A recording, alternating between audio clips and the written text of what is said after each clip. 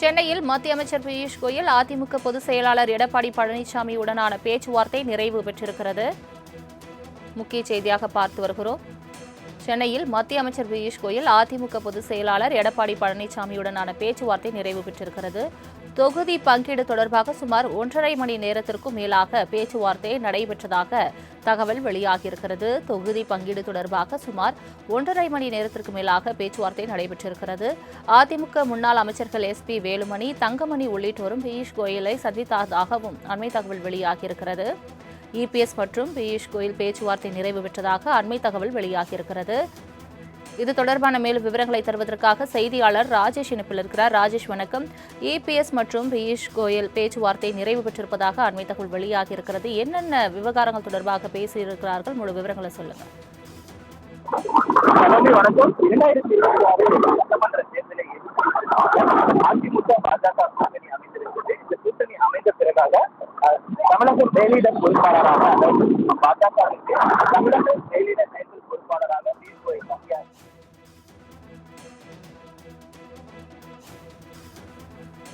அண்மை செய்தியை பார்த்து வருகிறோம். அதிமுக பொதுச் செயலாளர் எடப்பாடி பழனிசாமி மற்றும் மத்திய அமைச்சர் பியூஷ் கோயல் பேச்சுவார்த்தை நிறைவு பெற்றிருக்கிறது. சென்னையில் 1.5 மணி நேரத்திற்கும் மேலாக பேச்சுவார்த்தை நடைபெற்றதாக கூறப்படுகிறது. இந்த பேச்சுவார்த்தையில் தொகுதி பங்கீடு தொடர்பாக விரிவாக பேசப்பட்டதாகவும் தகவல் வெளியாகியிருக்கிறது.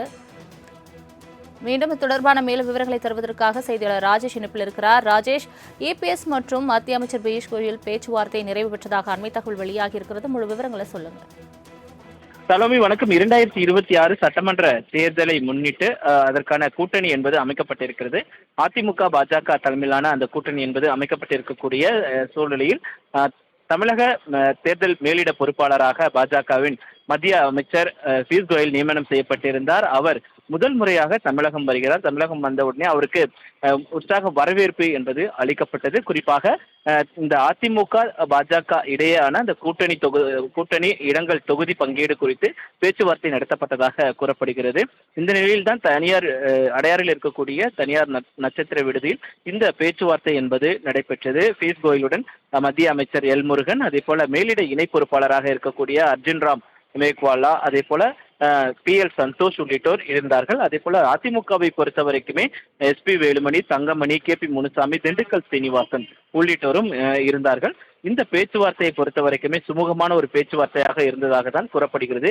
ஏற்கனவே தொகுதிகள் குறித்து முடிவு செய்யப்பட்டிருப்பதாக தகவல் வெளியாகி இருந்தது. குறிப்பாக அமித்ஷாவை சந்தித்து பேசும் பொழுது அதற்கான தொகுதி பங்கீடுகள், எத்தனை தொகுதிகள் என்பதையெல்லாம் முடிவு செய்யப்பட்டிருந்ததாக ஏற்கனவே தகவல் வெளியாகி இருந்தது.